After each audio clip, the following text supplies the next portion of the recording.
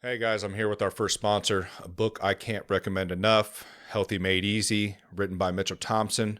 We've had him on the show. He's the owner of Self-Sustained Training. Great guy. He's given us a book jam-packed with so much information on diet, the effects on the body, what we should be eating. I can't recommend this book enough. Like I said, if you need a guide to starting a healthier diet, living healthier, this is the book has everything you need to start out. Easy read, jam-packed with information. It's available at Amazon, Barnes & Noble. Be sure to head over, follow Mitchell Thompson. He's on Instagram, all platforms, Facebook, everything. Check out his documentary. That as well is very eye-opening. Issues in our medical field, how beneficial a healthy diet is. I want to appreciate everybody for supporting the show. And go check it out.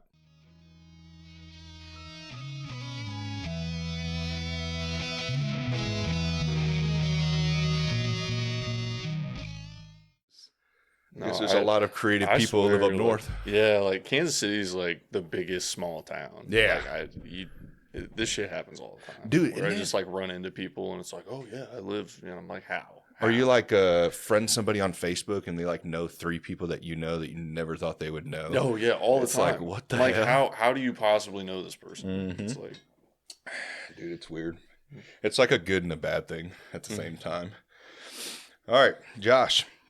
Appreciate you coming on, man. I've been following your Instagram for some months, man. You do some pretty cool shit. thanks, Yeah. appreciate it. Glad to be here. Yeah. So your company's called Harp Boat Shop. Harp Boat Shop? Okay. I keep getting that wrong. Kind of take me down, like, if you could, kind of when you started, what got you interested in stuff like that, I mean, there's not too many people I know that just make boats in their shop. Yeah, So. no, it's one of those things. I mean, it started in childhood where I was just, grew up around the water, grew up around boats, and just always loved wooden boats. And like, when I mean, this sounds cheesy, but like when I was like 7 years old, like Pirates of the Caribbean was my favorite movie, and I would sit there.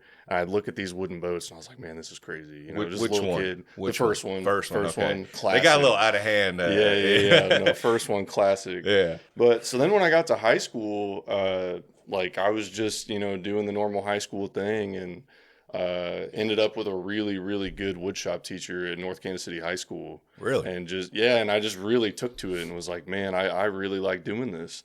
And then when I got to college, I didn't know what to do. Like I didn't really want to go to school, but my mom's got a master's degree and like she's highly educated, and like I was a pretty good student all through high school. She was like, Josh, you got to go to college. Like you got to do something. Yeah. And I was like, okay, that's fair. But so I went to engineering school because that was the thing that I was like, man, I want to do something with my hands. I want to build. I want to make things. And so I went to UMKC for mechanical engineering, and I got about 1 year into it and was like, man, I don't know if this is for me.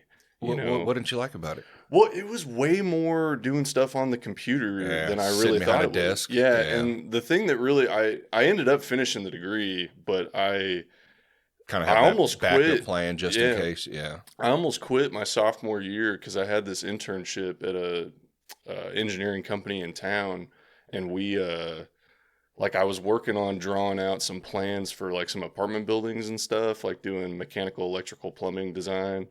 And I remember I went and showed it to my boss. I was like, hey, can you look this over? I spent like a week on this. Mm-hmm. And he glanced at it for like 5 seconds and was like, oh, yep, it's good. And I was like, oh, you going to look at it? And then he said to me, well, the contractor's just going to install it however they want to do it anyways. And at that moment, I was just like, what are we doing Yeah. here? What am I doing? What this am I for? doing? I wanted to make something that mattered, or that, Had value to it. yeah, and it had my contribution to the project mattered. Yeah. And so around that time, I'd been obsessing about wooden boats. I'd still been trying to do some woodworking just in my spare time. And I was like, and I'd always kind of dreamed of it as a retirement gig. Honestly, I was like, Right. I'll go be an engineer. I'll make some money. And then, I'll retire somewhere and spend my, latter years building boats in my garage. And then it just occurred to me one day, there's got to be somebody on this planet that's making money doing this. Like, I can't be the only person who thinks this is a cool thing. Mm-hmm. And so I reached out to about 25 different boat builders all around the world, like New Zealand, UK, all over the United States, and just asked them, how did you get into this? And what do I need to do to get where you are? Just like through like social media? Social media and or just like straight up cold calling people. I mean, me just like Googling and calling up people, emailing, just anything. I mean, I was desperate at the time just to find something. And so I had about 10 out of the 25 got back to me, and they all said almost the exact same thing. And they were like, well, what you want to do is you want to find an apprenticeship somewhere.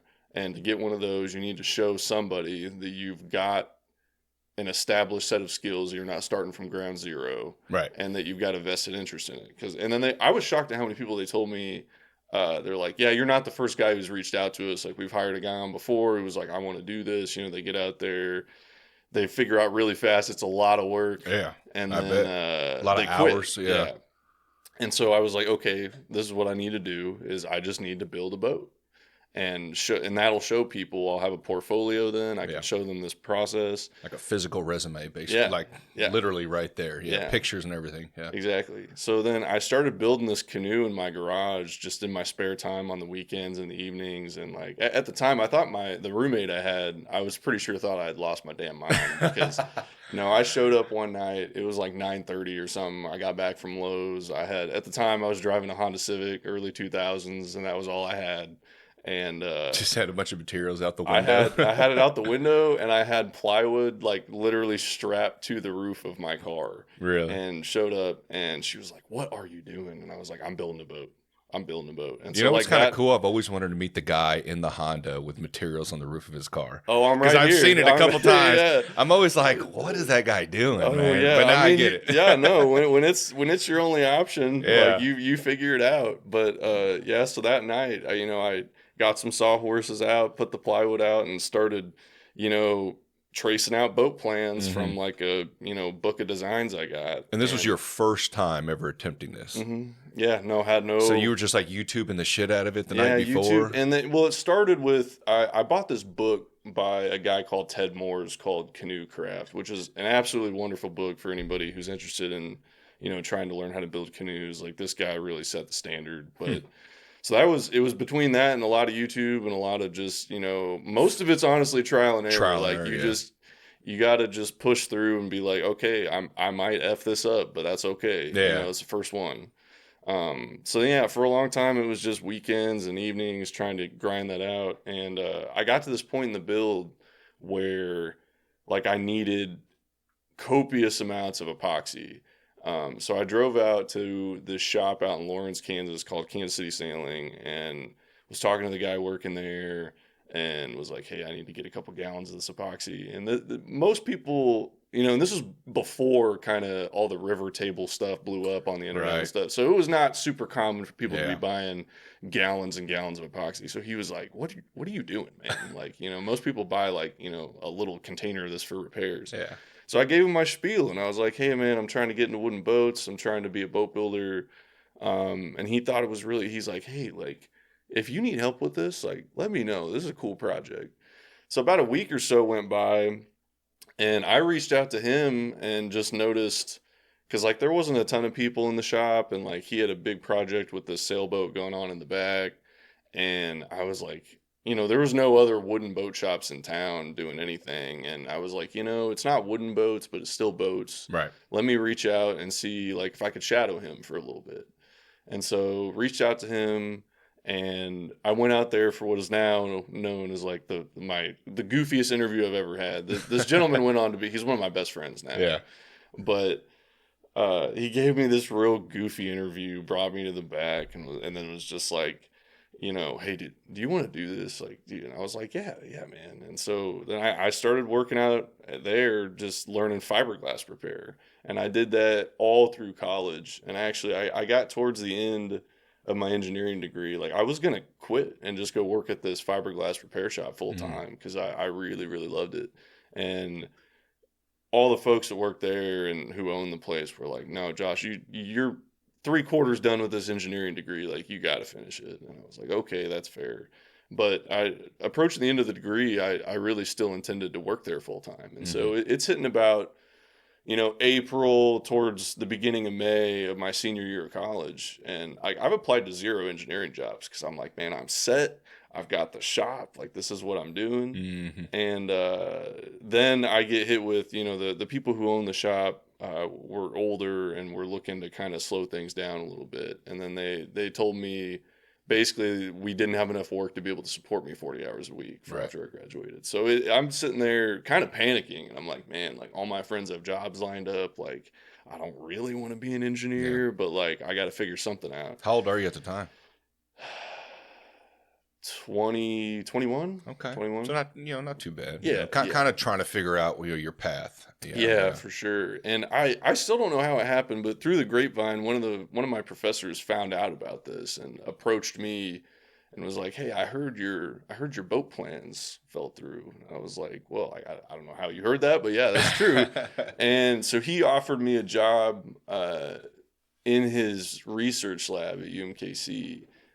And said, "Hey, I'll pay for your master's degree if you want to stick around and try and figure it out a little bit." And he's like, "I've noticed, you're really good in my classes, and it seems like, you say engineering's not for you, but I think maybe you just need to like go to that higher level and kind of get into more research areas instead of doing kind of cookie cutter engineering stuff, like Or like research and development type yeah, stuff. and because that's when I talk about, I want to make new things. It's like that's really kind of what you got to be in, is kind of more of an R&D side of engineering instead of kind of writing plans for buildings and that stuff. And so at the time I didn't have a better option. I was like, free master's degree, I can't turn that down, Yeah. especially when I don't have another thing to do. Right. So I took that job, and that was good. I finished that, but through the course of the year and a half it took me to finish the master's degree, I really hadn't changed my mind. I got to the end of it and was still just like, in that time I'd finished my first boat and like took it out every weekend, and people's reactions were just fuel to the fire on like, I'm doing something cool here, like Right. I'm not the only one that appreciates this. And so I had my oldest brother and then a couple of my best friends just throughout the years had moved to the Twin Cities in Minnesota, and they had been encouraging me. They're like, "Hey, I know there's a lot more boat jobs up here than there are in KC. Like, there's real wooden boats here, like all over the place. You should really look into it."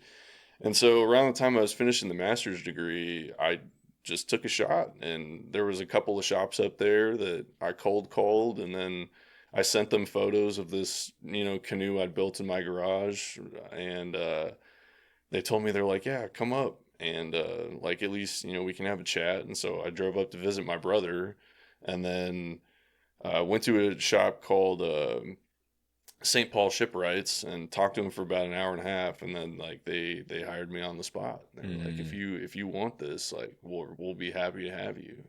And so then I took that job. I moved up there in January of 2020. Oh, And shit. oh yeah. Yeah. Oh yeah. So I moved in with my brother and his wife with the intention of I was only going to be there for about a month. They were like, "Hey, come move in with us, like, get a lay of the land. You can kind of look around at homes and apartments and see what you want to do." And so I did that, and then, I was with them for a little over a month, maybe 2, and then, COVID hit and the world shut down. And suddenly I'm in this super cold city where the only people in the world I know are my brother and then like 1 or 2 of my best friends. And then at the same time, one of like my best friends over there got this really great opportunity to go study abroad in Spain. So like, they're gone. Yeah. I'm there with just my brother. And they shut the shop down. Yeah, shut the shop. Well, the Minnesota governor like literally shut everything down for about a month or 2. Yeah, and it was, if you were like, we didn't have, somehow you could isolate, this guy work over here, this guy work over there. Yeah. Well, and we ended up eventually coming back, but we were gone for a month, just mandated from the Minnesota governor, and then I laughed at the time because I got a call from my boss on the day we were coming back, and he was like, "Hey, like I got us deemed essential," and I was like, "How is wooden boat restore essential?" And he was like, "Josh, we're construction. Like construction workers are essential." How was most things essential during that time? That's what I've said. That's what I've said. But no, it was funny. And so I came back, and then we did exactly what you were talking about. We just spaced out, and well, for a lot of our work we wear respirators just because a lot of like especially the sanding dust, Fine like dust, you don't realize how bad it is for your lungs. And so like we were already wearing full face respirators like most of the day. Actual respirators that will filter stuff. Yeah, so then we just spaced out and we're doing that. And after being up there for about a year or so, I'd never lived away from my family before. And like, I've got a big family. I've got like 8 brothers. Oh, shit. And, oh, yeah. No. Big family. I thought I had I got 5. Yeah, 4 brothers, but. No, we're all real close. And like I mean, they're still to this day they're the people I see most. Like hang out with them 2-3 times a week. That's and awesome. It was the first time I'd been away from them, and I didn't realize like how taxing that was going to be. So, but you were with the one brother up there, yeah, right? Yeah. Okay. My oldest brother lives in Minnesota, still, but yeah, and so I'd kind of just been getting this inkling feeling like, man, I kind of want to get back to KC. And also I didn't realize, I went through 2 winters up there in Minnesota, and like that shit's different. Oh, is it different? It's different. I mean, the day I moved there, it was -12. Oh. And I saw like some girl walking down the street on my brother's street in like, short shorts and a hoodie. And it's -12. And I was like, man, they are built different. Built different, built for sure. different. And I used to get made fun of actually at the shop because so boat shops in general like aren't usually heated very much because they're quite large facilities and like it costs a lot of money. Right. And so my boss used to joke, the building's heated so the paint dries, not for your comfort. You know what I mean? And so we'd be on the ground because our shop ceiling was maybe, I don't know, 30, 40 feet tall.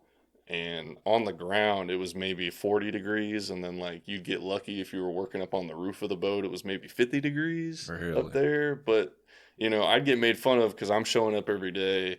I've got this crazy winter coat. I've got double scarves. I've got like one around my neck, one around my face. And, my coworkers who grew up there are showing up in jeans and a hoodie. Oh, hell no. I'm just like, y'all are crazy. Yeah. And it gets cold here in Kansas City. Yeah, that's the thing is like, I wouldn't exactly describe winters here as pleasant. But no, up there it's because we have those negative days, but I guess, I don't know, what makes it just different up there? It's more wet, maybe? Yeah, and I think it's just being up further north, I guess. But it's crazy. I mean, you'd go. Are their winters longer? Oh yeah. Okay. Oh yeah. Because ours are more like January is when it starts getting nasty to about February, end of February. Yeah, not too bad. Up there. I mean, the year I was up there, I mean, it snowed on Halloween. Like I've got a funny photo of like me and my brother. Like we made some like carved pumpkins, and like I've got this photo of this pumpkin I carved with about 6 inches of snow piled on top of it, like on Halloween. Shit. And so, I mean, it's probably their winters. I mean, it depends, but I mean, it'll be from like October through April. There's usually still snow on the ground, like all through March and sometimes well into April. But so, yeah, I figured out that I was wanting to move back to KC. And didn't really know what to do because I was like, well, there's no boat stuff back there, but I mean, I guess I can figure it out. And there's nothing here? They're not in the way of wooden boats. I mean, I'm sure there's other guys like me who are probably doing some small stuff in their garage or just doing it for them. But there's no, that I know of, commercial shops where, you've got 5-10 employees working on wooden boats. Because I swore they do don't they do like a canoe, or is that kayaking, the Missouri River? Yeah, the MR 340. Okay, it's a race from here to St. Louis. No, I've really considered doing it as like a promotional deal before. Show up with some of my wooden canoes and do the race. And, well, what do they normally do it with? I mean, people usually use like fiberglass canoes, or like you'll see some guys maybe in like the heavy Grumman aluminum ones. But yeah, I mean, wooden wooden canoes are a novelty, and like people outside of doing them in some big race like that. Even when I take mine like on a river or lake, like I'll always have people coming up to me horrified that I'm even using it. They're like, Really? "Oh, that's a display piece. Like you can't use They are that." beautiful. Like, Yeah, I'm not even a boat person, and then when I seen some of your photos on Instagram, I was like, "Holy shit! I've yeah. never seen a boat like that." No, I It's really insane. appreciate it. But Yeah. that's the thing is like I like making stuff like that that's beautiful and Uh-huh. nice to look at, but it's always anything I've ever made. Like it's always important to me that at the end of the day, it's something you can use. It can perform. Yeah, Yeah, you're not yeah, buying a race car to keep in the garage. You're yeah, actually going to drive it. Yeah. yeah. Same thing with your boats. No, absolutely, Yeah. absolutely. And so that's why I mean, like my personal one, which was like the first one I ever made. You Uh, still got it? Still got it. Still use it almost every weekend, all summer long. And like we Where go do you on go to float. use a wooden canoe? I mostly go to Smithville Lake just Oh, because it's okay. close. We'll go there, Lake Jacomo. But like for like river stuff, like we've got a crew of buddies who will go down and like float the current river. Actually, like two or 3 weeks ago, we did 20 miles down on the current river in like southern Missouri. Yeah, it's down by like And Springfield, isn't it? Down yeah, there? like between Springfield and Rolla, Okay. kind of in Okay. that like southern mid Missouri. But Mm. yeah, no, the same deal. That's a rock bottom river, and like whole 20 miles. I get people just chirping at me like, I can't believe you're out here in that. Like you're gonna ruin it. Yeah. And I can understand from looking at them, you'd think they're fragile, but they're really not. And especially because like the boats I make have got you can't see it, but there's actually a layer of fiberglass on both like the inside and outside of the hull. So they've got like that abrasion and durability Mm. of like a fiberglass canoe that people are used to, Right. but But the the look. look of the wood. Right. So like trying that actually is from a business standpoint is one of the things I struggle with is trying to convince people that hey, they're durable and like I use them all the time. And Well, I so think you're that's doing it by yeah. taking it out there and actually showing it. No, and Yeah. that's I've kind of learned that's what I got to do. And like my personal boat is I want to say it's 7 years old now, and like I have yet to refinish it or sand it or do anything. And Mm. so when I tell people this is what they look like after 7 years of hard use, like that's kind of where I'll start to You just sell clean it people off on. after every Mhm. use. Yeah. Yeah, just kind of wipe it down with a towel or something, get some of the sand and rocks out of it. But Well, think about it, man. How long they've been using wooden boats for? Thousands of exactly, years. I was just looking exactly. at one the other day. When I was talking to you, I was looking into the oldest canoe ever recovered. And I don't know if I'm going to pronounce it wrong, but it's like Pesse. Is that Pesci or Pecci or Yeah, I the don't Pecci know. canoe? I think it's. I don't know how they how that word's said, but literally from 10,000 years ago, they took a tree, laid it down, burnt out the Hmm. inside, carved it out, and they recovered it like in the Netherlands during they were constructing some highway or something, and a farmer found it Hmm. in the construction site. I mean, 10,000 years. That's insane. So to say like, oh God, like we would Yeah, use it, like they've been using this shit for yeah. thousands of years, No, man. absolutely, absolutely. And Yeah. that's like, I mean, that kind of tradition too is like one of the things that drew me to it. Is like Yeah. I think it's really cool, like how deep and long that Yeah. tradition of building wooden boats is. Dude, have you seen like those reed boats? Hmm. Oh man, dude, there's these reed boats like in India. Hmm. Oh man, I'll show you after the podcast, but they are just gnarly looking, dude. I don't know how they build them, like or what, but I was looking through photos of like different canoes and stuff like that, and Hmm. I mean they look like a Viking canoe. Oh They yeah, look crazy, you know what I mean? Like yeah. something out of a movie. No, Yeah. I love anything like that. I don't know. I've taken several vacations where like the only purpose of the vacation was to go look at old wooden boats and Really? stuff for like boat shows and stuff. So like Yeah. I eat all that up. Do they have like canoe shows like that? Like They you I don't know if they really have like wooden canoe specific shows, but they'll have like just wooden boats in general shows, and mm, that's usually where I try and go and where I find most of my business. And there's a couple of really big ones like out on the West Coast. There's one in Port Townsend, Washington, which is actually the second largest wooden boat show in the entire world. oh really? Yeah, the first biggest one I think is in Tasmania, like down by Australia, and the other really big one in the United States is in Mystic, Connecticut, on the East Coast.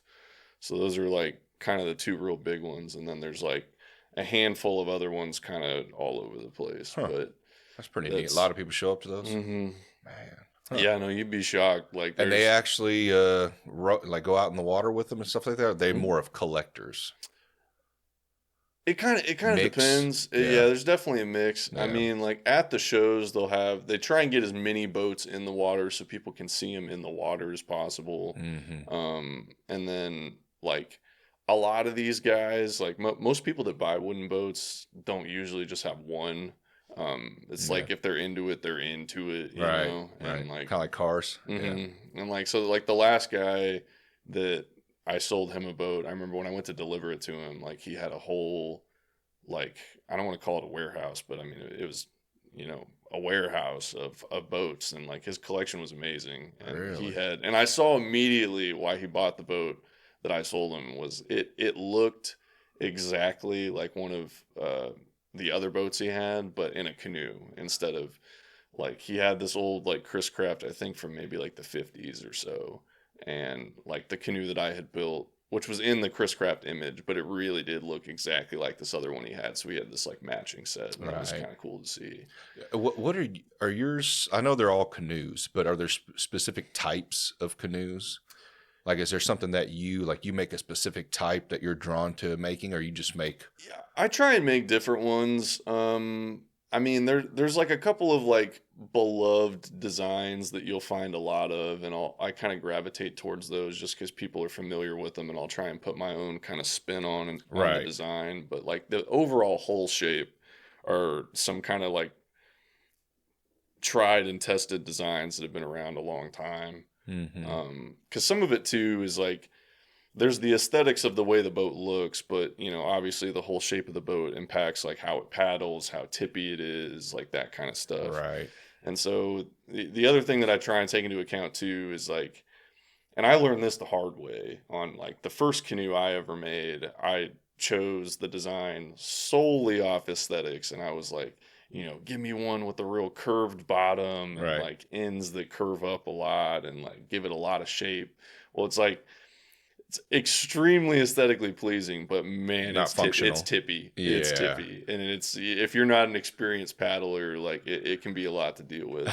And so I've been trying to gravitate recently towards some more kind of like flat bottom designs because they're a little more stable. And so, and a lot of times the people who are buying my boats are usually a little older just because wooden boats are kind of an expensive hobby. Right. And so for somebody who's like in their 50s or 60s or so, I want something that's going to be stable, that they're really going to enjoy paddling, but still have that aesthetic look. Really. How much? I mean, what do they range from? Like, what have you seen out there, like price wise? Man, dude, the wooden boat world, like Like, what's the I don't highest know. one you ever seen sell for?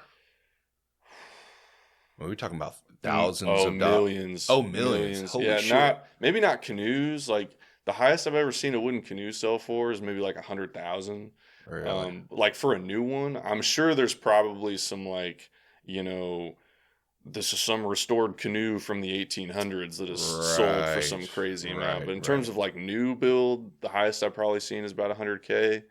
Um, but there's really no ceiling on like wooden boats in general. Is Like it sometimes the builder that increases the cost? Are oh there yeah. like some top builders that everyone's like, kind of like art, like pieces Oh of yeah. art on the wall? Yeah. No, it's for sure like that. Or like I mean, you got to start somewhere, and then like kind of once you built a name for yourself, like the price will just start to go up, especially because they take so long. And so, I mean, it's not uncommon for somebody who's like earned that master boat builder title. Like they could be 60 years old, 70 years old, and they've maybe built less than 100 boats in their whole life. Because I mean you'll spend 6 months, a year on one boat depending on how big and how complicated Oh, it and you're is. talking probably what, 5 days a week working on it, or? Oh yeah, I mean yeah, and it really depends on the size. So like I mean the stuff I build is more like it'll take me about 4 to 6 months, and like yeah I work on it maybe 4 or 5 days a week. Hmm. But when I was working up at the repair shop up in Minnesota, we worked on this one boat. I worked on it for maybe 8 or 9 months, but the entire crew of 5 guys had been working on it for about a year and a half, Ooh. 40 hours a week. And so, I mean, by the time it was done, I think the guy who owned it, the whole restoration cost about $2.7 million. But I mean, this boat was from the late 1890s, and it was 44 feet long. Oh, And so shit. big boat made out of wood. And so How much of that stays original, though? so I mean, like anything, it really depends. This boat, What can be used and what can't? I mean, yeah, and it's you want to, as a restore guy, like you're always wanting to try and preserve as much of the original as you can. But you got to balance it with you.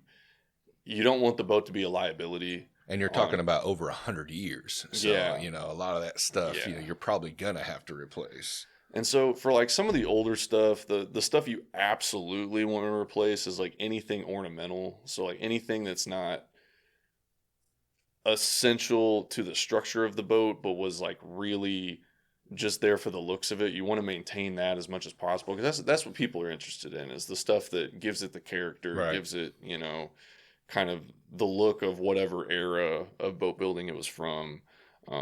But so like this boat, I want to say we ended up replacing maybe 75 to 80% of all the wood on the whole boat. And like we replanked the whole thing. So all the outer wood was all new. Had to fix some frames on the inside, and then most everything that was left was all the ornamental stuff. So kind of like you'll see, like especially on older boats, you'll see like really intricate like carving and stuff. I don't know if you ever seen like No. the movie Titanic, where Oh, yeah. and you'll see on the inside like all this ornamental carving and stuff like Right. that was present on a lot of boats from way back. Right. And so, doing your best to get in there and like really hand sand these little areas and try and bring it back to what it would have looked like 100 years ago is like priority one. But no, a lot of wood gets replaced a lot of the time, and some of it's tough because you you never know how deep the problems go until you start tearing a boat apart. Oh, I bet. Because there's certain areas of the boat that you can't see. Or cost. Yeah. You probably don't even know, like, how do you even bid it's probably like on a weekly basis, like, hey man, we're gonna have to let you know, because you don't know until you start diving into it. Yeah, well, and that's so when then test it too, right? Yeah, no, there's sea trials are a real thing where at different points in the build, we'll go put it in the water and see how it's doing. Look for leaks and stuff like that. Oh yeah. But that kind of thing is actually, so when I moved back here, part of the reason that I really only do new build stuff like now.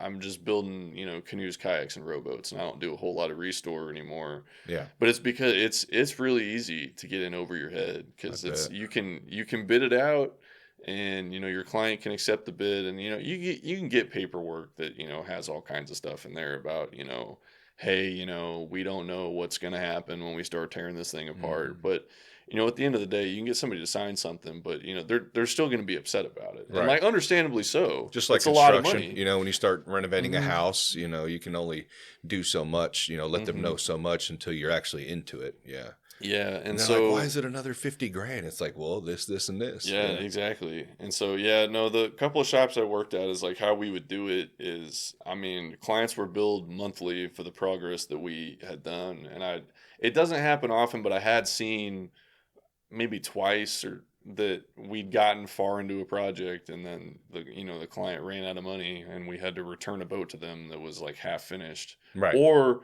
what happens more often is usually they'll say something like, okay, this is my budget for this year, and we've kind of packed the boat up in its current condition and moved it to dry storage.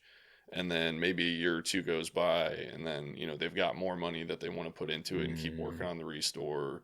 And then we'll bring it back out of storage and work on it again for another couple months. And right. Like that doesn't happen that often, but that's sometimes how people will get around kind of budget limitations and stuff like that.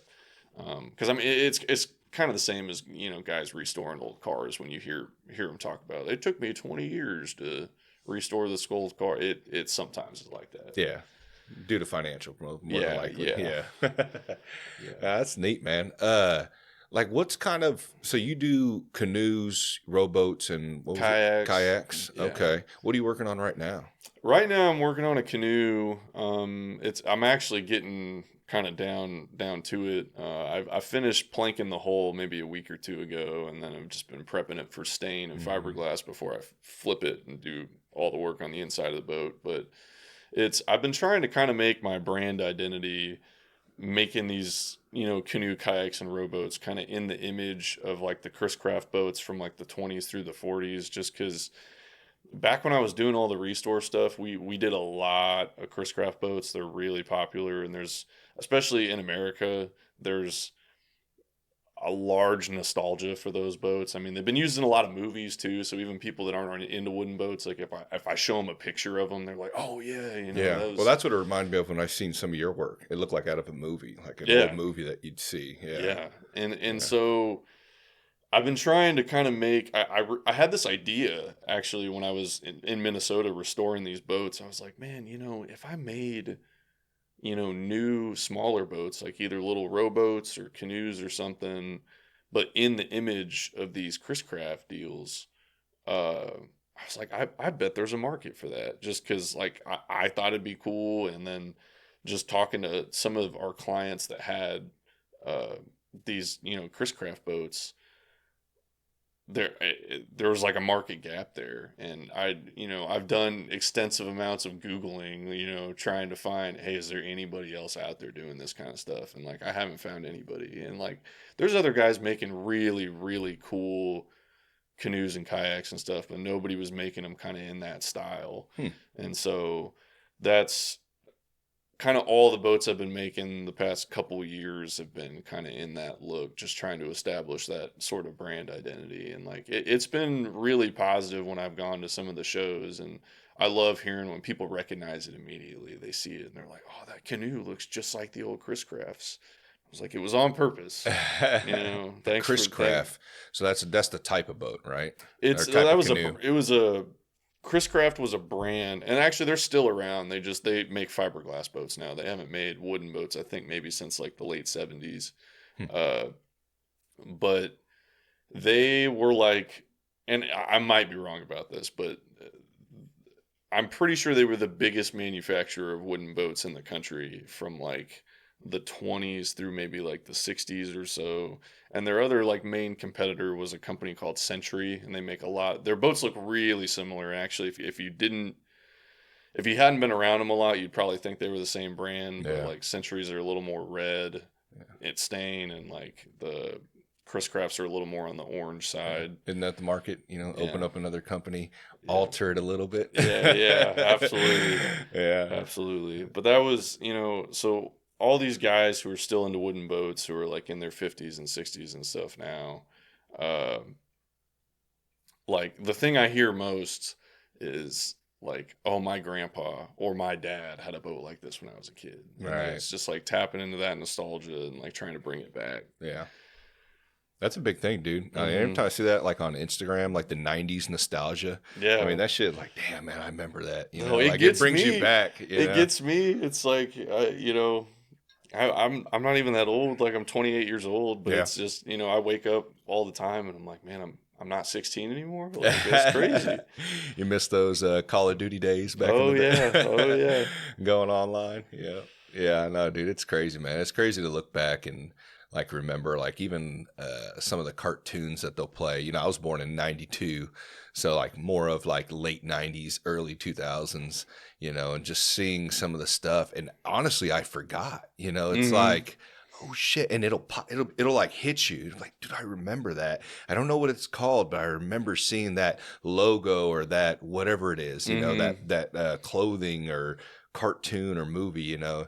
It brings back like that kind of childhood like happiness. You know what I mean? Yeah. Yeah, Yeah. it's pretty neat. But no, that's dope, man. Dude, I've seen some of your pictures.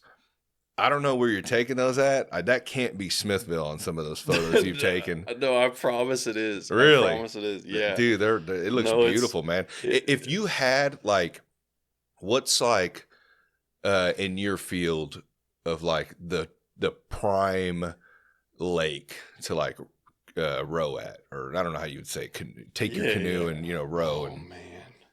like, is there some type of like dream place? Like you're like, man, I wish I could do that. I'm sure it's not the There's Missouri so River. many is the problem. There's so many. Is there? There's like I had for a while I really wanted to go to their lake, like Lake Jenny in kind of near like Yellowstone Oh, okay. and Montana, yeah. yeah, and oh man, the Grand Teton National Park. And I got to go there without my boat just as vacation maybe 2 years ago. And the second we pulled up to this lake, I was like, I've got to bring one of my boats here. And but it's I don't know how in the cards it is because it's kind of a logistical nightmare because like the some of these lakes that are super picturesque, just I mean the kind of stuff you see like desktop backgrounds and Right, stuff right. is I mean they're really popular. So you show up and there's not a place to park and it's Right. you're parking 2 miles away and then taking a trail to the lake. And so like I'd have to portage the canoe on my shoulders or on like a cart or something How for a heavy couple is of your miles. canoes? So it depends on how big they are, but they're lighter. I always tell people they're lighter than aluminum canoes. Oh, And really? so my personal boat it's a 15 and a half footer and it weighs about I think it's like 65 pounds. And then some of the 18-foot canoes I way closer to about 85, 90 That's pounds. not bad. No, they're really not bad. And like it's kind of one of my gimmicks at the shows is, people come up and they always assume they're going to be really heavy because they're made out of wood. And I just tell people I'll have the boat on stands and I'll just say, hey, like just Pick go it up. pick it up. Just Yeah. go pick it up. I promise. And then every single time, they go and lift it and like they're shocked. They're like, oh wow, like that's really not bad at all. And Yeah, I'm because like, you probably have to, and I'm probably going to butcher this, so correct me, but you've probably got to get it to a certain like thickness, right? I mean, to where it's yeah. not too heavy to. I mean, I guess water can support, pretty heavy items. I mean, you see a huge tree floating through a river, Hmm. but you want to get it probably to the point where it's lightweight. I mean, what do you got in thickness wise? Like an So inch? they're way thinner than that actually. Oh Is shit! the canoes are only like a quarter inch thick. Really? And you do it for a couple of reasons. One, the thinness of the planks helps with bending them around the forms without getting planks snapping and I've stuff. seen that kind of where you kind of don't you like put them in water and kind of get them damp. You steam them Oh, actually, okay. and so you can put them in and I don't actually have to do that with the planks of the canoe. There are certain elements of it, like the stems on either end, which is kind of what all the planks fasten into, and Uh-huh. like some of the trim work I have to steam. But yeah, and people do it different ways, but like how I do it is I get this like poly bagging material and I'll put the wood inside of that and then I've got a steamer that will fill this like long tube with steam Mm, and then you'll get that and it depends on the thickness of the wood, but I generally will steam for about an hour and a half just to be safe. And then the reason I use the bagging material is so that I can actually bend the wood while it is still actively being steamed. Because like the traditional ways, you get something called a steam box, which is, I mean, what it sounds like. It's yeah. basically a sauna for Very expensive. wood. Probably Yeah. hard to put that in your garage. Well, I mean, people have expensive ones, but you'd be shocked at how many professional shops are. We built a giant ass box out of Yeah. wood, and then you just pipe steam into it. Okay. But the thing about those that I don't like is you can get the steam really, really hot, but then in order to bend it, you got to take the piece of wood out of the box. And so Yeah. from the time that piece leaves the steam box, you've got Seconds, about a right? minute, Yeah. maybe less than a minute to bend it to shape before it'll start to cool down. Yeah, that variation in And temperature. Yeah. man, I remember we were that big project I was telling you about at the restore shop. There was this one plank that we were putting in that over the course of maybe 8 feet, it had to undergo like a 90-degree twist, which is, I mean, a lot. Mhm. And it took us like 5 tries. What does it normally do? Like, what's the? I mean, it depends on the boat, but I mean, usually the curves aren't like super extreme. Right. You It's just trying to, little contoured. yeah, a little Yeah. contoured, and Yeah. you trying to twist a plank like a full 90 degrees is, I mean, that's a ton. Like if Yeah. you maybe 20, 30 degrees ain't too bad. But no, I remember like it took us like 5 tries, and we'd have, the whole crew of guys working on, you'd have one guy holding the plank in on this side and then putting screws in, and then everybody else is on the other end and like helping twist it and pushing it into place. Mm-hmm. But I mean, the planks on that boat were, I think, like either 1.25 inches or 1.5 inches thick. And so whenever, those first 4 tries that we failed, I mean, it was because we're twisting the plank and you'd get the screws into place and then it would break. And like the amount of force and like stress contained in that plank, I mean, it sounded like a shotgun going Oh, off. really? Yeah, you're Don't be just standing next twist, to that thing. twist, Yeah. twist, twist, boom, and It like just flies out. yeah, Yeah. no, and it's kind of scary, and so that's Yeah. like, Imagine you're working on it and that thing snaps. oh, Holy I mean, shit. you can break something if you're in the wrong place at the wrong time for I sure. bet. You probably give it some time to settle. Oh yeah. Yeah. And so that's why, like, the smaller boat stuff, I don't have to worry about any of that. Like, I'm not really at risk of hurting myself for the most part.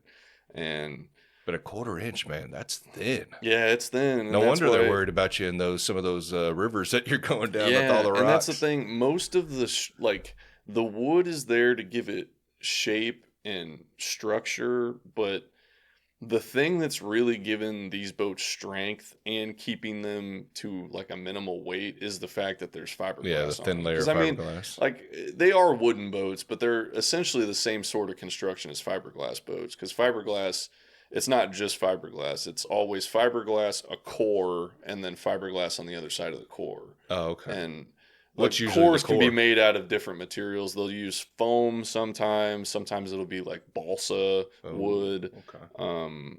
But and like over the years they've developed all kinds of different cores for boats. But so this is basically, what I'm making is a strip plank mahogany cored fiberglass boat. But Mm. it's just the way I do it, like most other fiberglass boats use what they call matte fiberglass, and it's where the weave or like the strands of the fiberglass are randomized. They're going all sorts of different directions. And so whenever you wet them out with epoxy, they don't really turn clear. Like at best, they look like really foggy. Mm. And then they paint them. Most fiberglass boats you see are painted. Right. And so the difference between that and what I'm doing is the fiberglass I use is woven. And so like, I mean, it literally looks like a tablecloth or something that you lay out on top of the boat. And then when you wet it out with epoxy, like it just turns crystal clear and you can see all that wood coming through. Really? And so, yeah, I mean, I'll have people at shows literally not believe me when I tell them there's fiberglass on the boat. They're like, no, I know what fiberglass looks like. And like, this ain't fiberglass. And I'm like, I know what you're used to, but Mm-hmm. I promise you this is glass. And so actually a long time ago, because, wooden canoes have been around forever. Yeah. And it was, they kind of started out with the dugout style, like we talked about earlier, Yeah. where it was just a tree that they hollowed out. And then when they first started making planked canoes, where they got all of their structure and strength was one, the planks were a little thicker. And then two, they had a bunch of ribs in them. Like, I don't know if you've seen those before. They're still around. They're just not, you don't see them as often as you used to. What do you mean by ribs? So like interlocking, like they can Like, interlock with each other, or no, it's more like, so you got planks going down the length of the boat this way. But then if you were looking like in the boat top down, you've got these strips of wood that are going crosswise, that are like, you can think of them like U shapes right? that kind of go in the boat that then all the planks get fastened to. Yeah. And It's like you're bracing it. yeah, almost, yeah. It looks exactly like that. Huh. And so that's like the old style of, and then actually usually even after that they would put like canvas on top of the wood and then paint it or something. Mm. But those boats, because they have so much extra wood, like are pretty heavy. And so and I don't really think they're as durable, just because especially people who are paddling are usually paddling on like rivers and stuff, and then they're beaching it a lot. And so like I always try and keep in mind that anything that's being paddled is usually going to experience more abrasion on it than, because if somebody's got a motorboat or something, it's usually trailered, and then they're putting it in the water, and it's not people aren't usually running a wooden boat with an engine on it like up onto the rocks or Right. something, but like people do that with canoes all the time. Mm-hmm. And so like I try and keep that in mind with because I've had people ask me like would you be willing to make one that like doesn't have any fiberglass on it, and it's not that I'm unwilling to do it. It's just like you are accepting that like that is going to be more fragile, and you might not want to treat it the same way you would like all the other boats I make. Mm-hmm. Yeah, the durability goes down Yeah, because like you said, you're making them not for pieces of art. They are pieces of art, but you also want them to be functional as well. Yeah, so, no, absolutely. It'd be hard for you to want to, and yeah, I'm sure you would make one like you said, but you want to make it to where, hey, yeah, it's a beautiful piece of art, but as well, you can go take it out right now and use it for years and, not have any issues. Well, and like I certainly make concessions too to make them more durable, but like durability is like definitely my first priority. Yeah. Because if I made something that was, the most beautiful boat you'd ever seen, but like the first time I take it out on the water, it's ruined. Like to me, that's pointless. I think that's one part of the beauty is that it's functional. I mean, everyone wants to look at aesthetics, but performance is a huge factor. I mean, what do you want the boat for? Just to sit in I mean, to each their own, but to me, it's like, the experience is getting out on the water. Not, I've only been on a handful of boats, but, and the scenery, like where you can travel that you can't travel on car or on foot and be able to see all these beautiful views, Yeah. Well, and that's part of the thing. And hanging around with your friends, all of you guys rowing, and just kind of having a good time. Like even that one we were talking about on the Missouri River, you called it the M3? The MR340. MR3, yeah. And so that's the one where they kind of go down the Missouri River and they make pit stops, right? Yeah, so you've got, if I remember, I've never done it, but I've like known some people and have really looked into it. And so I want to say you've got a mandated chase car just for like safety things. Right. So like somebody will be following you kind of down I-70, and then you'll beach and like get food and that kind of stuff. Yeah, because the Missouri River's no joke sometimes. No, it's not. And it's crazy though, because like I remember the thing that convinces me to not do the race is like 340 miles is a long way. Paddling? And like, yeah. And it's like, because I've done 20-mile paddles, and like, you're pretty gassed if but you're not going with that. the current, right? Yeah. So that helps, right? It helps, but the current's usually not that fast. And it's the thing is, the guys who are like competitive at that race, what they do is, because it's usually 2-man teams where you got 2 people. Some people do it in kayaks and stuff solo, but I mean, that's actually crazy to me. But the 2-man teams on canoes, the guys that are competitive, they don't sleep. They'll rotate. Take shifts. Yeah, they'll take shifts and they'll paddle all night. And I can tell you the one thing that I'm unwilling to do is paddle a river in the dark, because I've done it a couple of times, and man, it is eerie. It's kind of scary. Pitch dark. Yeah, no, you can't see nothing. Yeah. And the thing is, I remember the first time I ever did it, this is when I was living in Minnesota, and there's a spot on the St. Croix River up there that I could paddle to, and there's just like the most beautiful scenic cliffs you've ever seen. And I realized one day that the way they were facing, the sun, if I timed it right, would come up for sunrise like right between the cliffs, like with the river. But in order to get there, like I'd have to paddle in the dark for like 2 hours to get to this spot in pitch black. And the only reason I was willing to do it is because I'd paddled this exact section of river probably 20, 30 times before I'd ever tried to do it in the dark. Mm-hmm. And even though I knew exactly where I was going, I knew where all the obstacles were. I was like, oh, there's probably a big boulder here. Yeah. It was still scary. Oh, I bet. And the thing is, you'd think to yourself, like, I could use a flashlight or headlamp, but the problem is when you're the only light in pitch black, you just get flooded by bugs. And Oh, yeah, I didn't even think about that. Yeah, you can't see nothing because Yeah. all of them will just instantly flock to you because you're Yeah. the only light anywhere. Yeah, you'll have to use like a red light, and those suck, you Yeah. know? So, yeah. God, dude, that sucks. I didn't even think about that. Yeah. Especially on the river. For some reason, the bugs are just bad. Oh, it's bad. Yeah. It's bad. Especially like late summer and stuff. Like Uh-huh. it's gnarly. So that MR3 is a race, but people do it just for fun too, right? Mhm. Okay, Yeah, so it's like there's a mixture. yeah, there's like, and I don't know the exact like ratio of like competitive to just for fun because I know there's certainly a lot of people that do it competitively, but yeah, there's quite a crew of people that do it for fun. But I know I remember I looked up the statistics on like how many people finish the race in like the allotted time, and it's like not that good. Like Oh, because you've really? got I wonder how many people get hurt. I don't know. I know maybe a couple of years ago, I think they had to cancel it due to like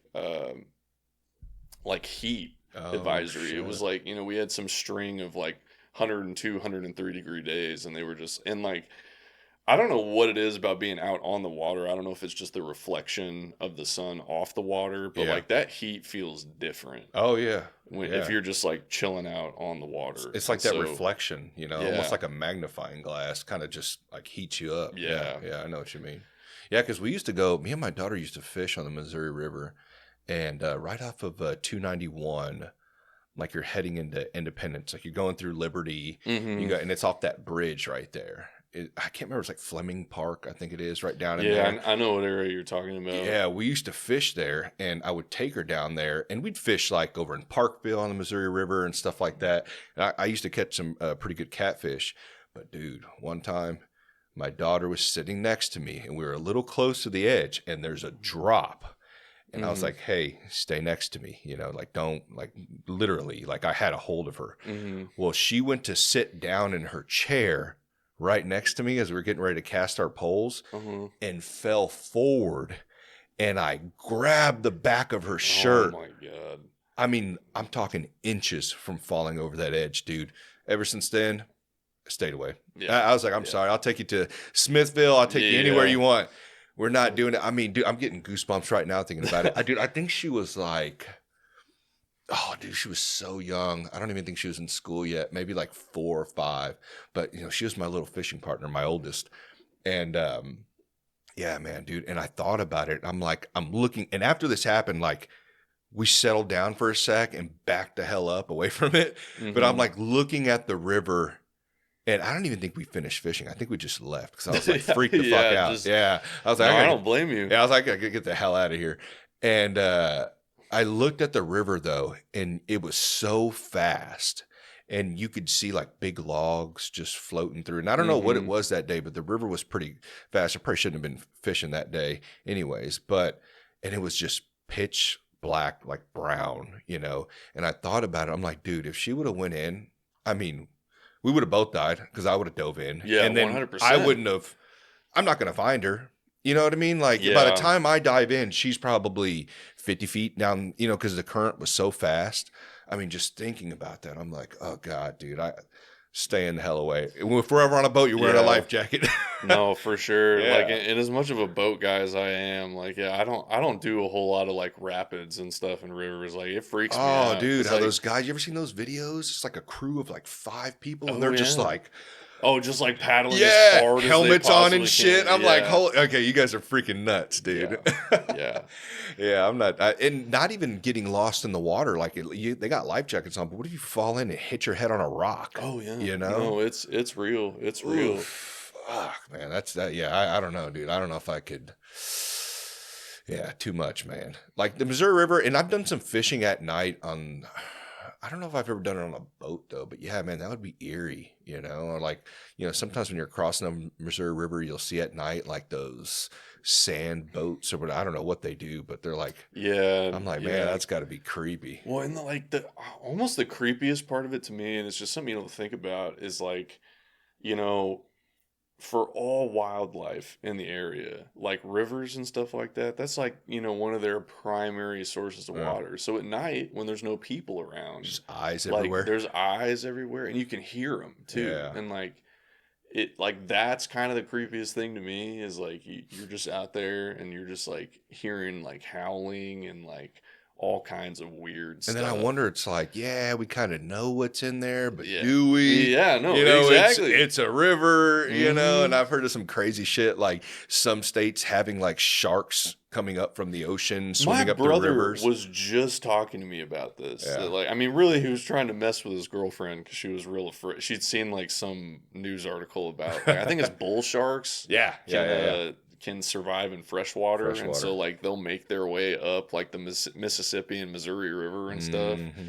But no, and then I thought he was full of it. Like he was Yeah. telling me this like a week or two ago, and then he sent me a video of like somewhere in like I don't remember if it was like southern Missouri or something, but it was like this woman was, it was the same sort of deal. This woman was like fishing and just like Mhm. happened to catch it on video of like this bull shark, and I was Oh, like, hell no. that is insane.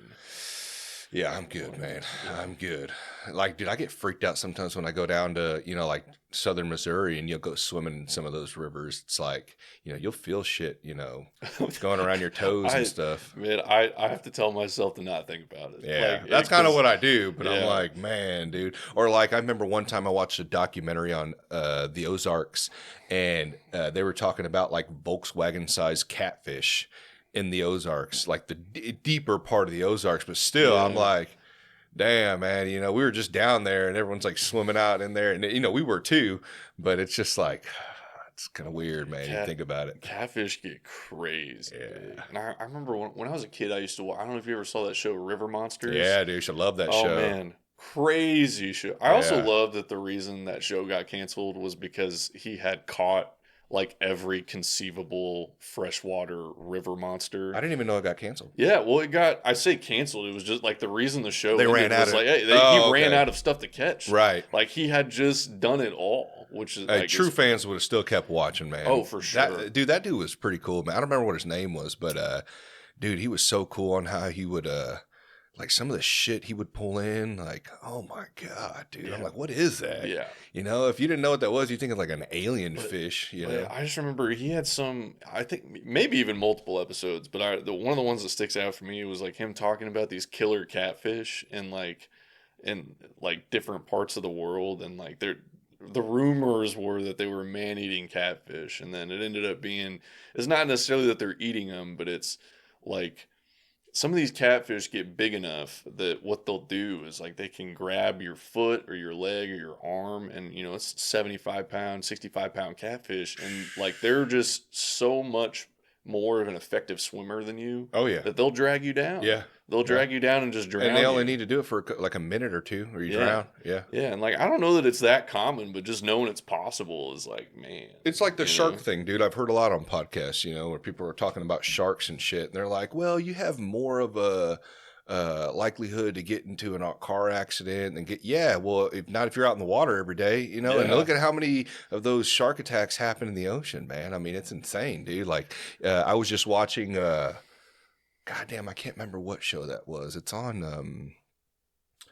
I don't know. It's on my Fire Stick and the TV, and man, it's kind of like a Deadliest Catch. This guy goes and he helps like do swabs on sharks and stuff like Mhm. that for research. And dude, one, I didn't think about this. The infection that occurs after a bite from a Oh, fish. I'm sure. So dude got bit on his calf. Uh-huh. And it's like, okay, you probably think like he's gonna have some scarring. No, it's all deformed and stuff like that. Like, I'm sure like a bunch of like skin grafts they had to do and stuff like that. But he almost died not from the bite; it was from the infection afterwards. I believe it. 'Cause, So- I mean, it's not exactly like sharks are out there brushing their Yeah, teeth. You know what yeah, I mean? Like yeah. you don't know what's up in there. Well, and we don't have, certain antibiotics probably to fight, those type of, whatever they're giving you and whatever infection. And so what he was doing is he was swabbing these sharks. And it's crazy because you think like he would just swab it and then have like the data he needed for, whatever research. But no, like sometimes they wouldn't even work. So he'd have to get like 4 of them, and Oh my hopefully God. one would stick. And and then it's crazy how they catch those things. And this dude was nuts. He's kind of like the Deadliest Catch guy. Yeah. Running out in the lake, jumped on a shark like a bull. I'm like, what is this guy doing, man? I mean, insane. you know. Yeah, Some no, of the balls on these guys, dude. no, I'm like, it's insane. you It's know. absolutely insane. And like I don't know, man. I grew up a Boy Scout, and Yeah. so like I just like one of the things they teach you in that whole deal is like just having a healthy respect for wildlife. Oh yeah. And so like I'll see these videos of guys doing stuff like that, and it blows my mind. Oh yeah. All wildlife, man. Like you just see these people like trying to pet a bear and shit, and I'm like, you guys are nuts, man. Like, I almost did that on accident oh actually really? one time. Yeah, I How do was you accidentally pet a bear? so this is this is the thing.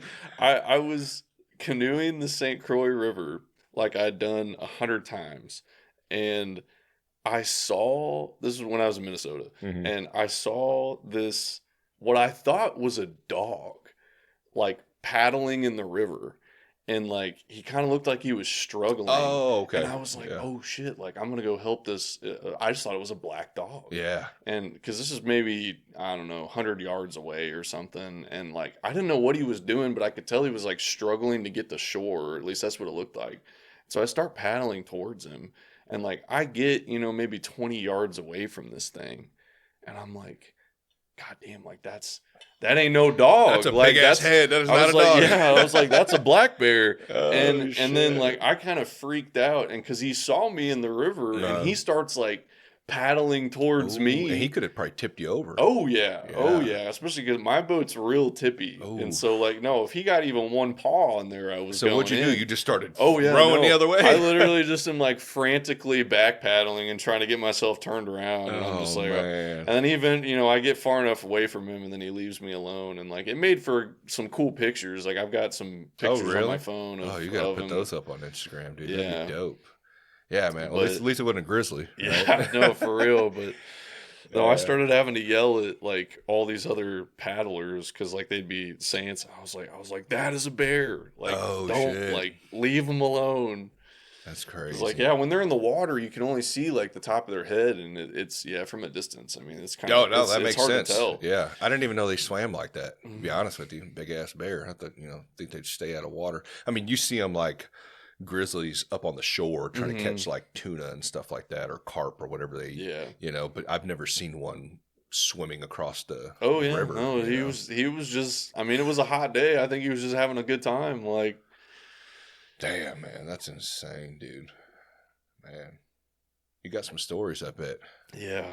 No, it's no. You see some stuff, You got some especially like. stories out there. No, you grow up doing Boy Scout stuff and like paddling and all that kind of like I mean, I've seen all kinds of wildlife and had Yeah. I've like woken up with a raccoon on my chest before, and like Oh, you hell go no. camping enough, you see some shit. I think I did it one time because I don't think I was in Boy Scouts. I think it was like the one before that, Cub Mm. Scouts or something like that. Mm-hmm. And I remember we did I can't remember how long I did that for.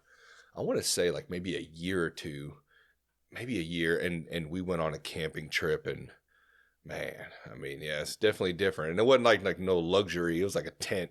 Oh Hot yeah. as hell out there, bugs everywhere, Oh yeah. snakes. I'm like, ah, shit. But dude, honestly, probably a lot more people need to do that. They need to, Oh yeah. be able to No. experience that.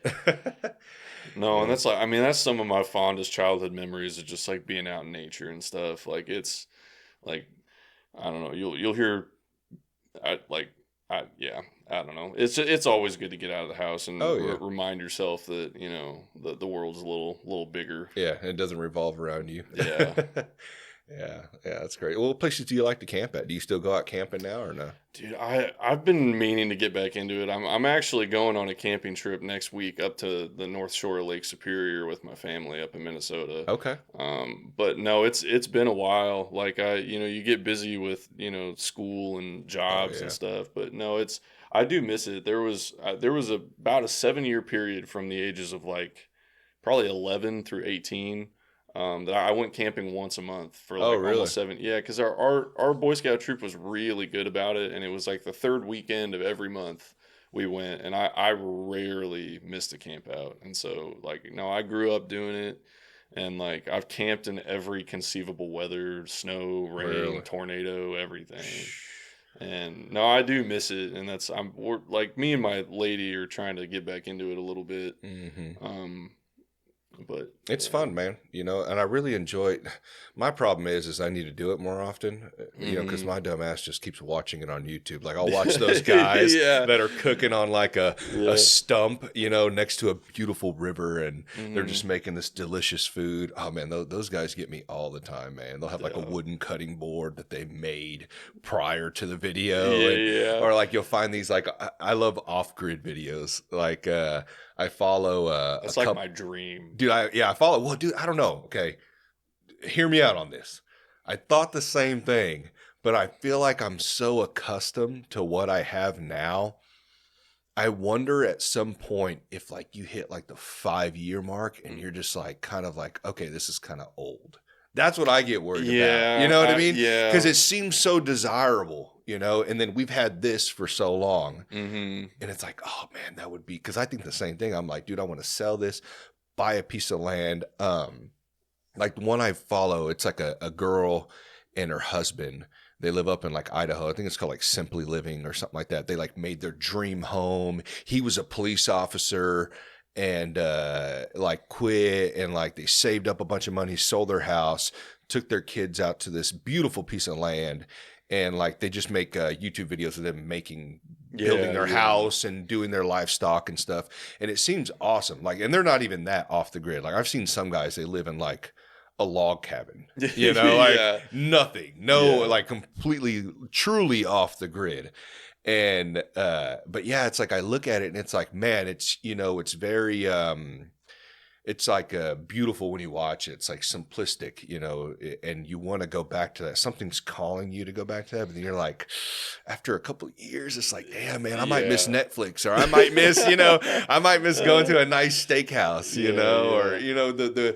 the convenience that we have now in this life. For You sure. trade it, but then it's nice too, because it's like, you're truly living off your land. You don't have to worry about waking up at, 6 a.m. to go do some bullshit job you don't want to do. You know what I mean? You can make money somehow For sure. on your own land. It's a little different. And like that kind of thing is part of what's like driven me to do what I'm doing now is like the there's something about the like traditional 9 to 5 work week that like it's just never resonated with me. Oh, I hate it. It's just one of those things that, like it's just crazy to me how so many of us like spend the best hours of the day like and you're really lucky if you're working a 9 to 5 at something you love, but Yeah. like it's increasingly uncommon, at least among people I know.